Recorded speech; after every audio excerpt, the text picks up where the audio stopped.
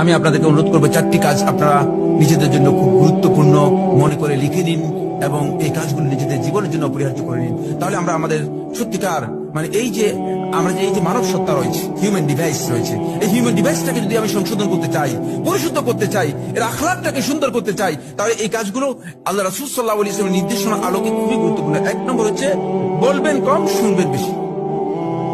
সম্ভব কিনা? এটা আমাদের অনেকের জন্য কঠিন। বলবেন কম, শুনবেন বেশি।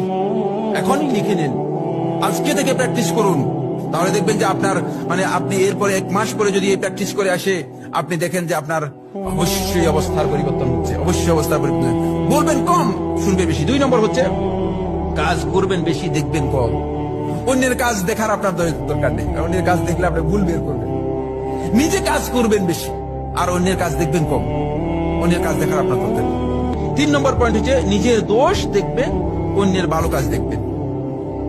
নিজের দোষগুলো দেখবেন, অন্যের ভালো কাজগুলো দেখবেন। দেখবেন আপনার ডিভাইসটা কি হয়ে যাচ্ছে, পরিচ্ছন্ন হয়ে যাচ্ছে। 4 নম্বর শেষ পয়েন্ট, শেষ কথা বন্ধুগণ, সেটা হচ্ছে নিজেকে বড় মনে করবেন না, বরং অন্যকে সম্মান করবেন। দেখবেন এই 4টি কাজ যদি কেউ করতে পারে, নিজেকে বড় মনে করবেন না। নিজেকে যিনি বড় মনে করতেছেন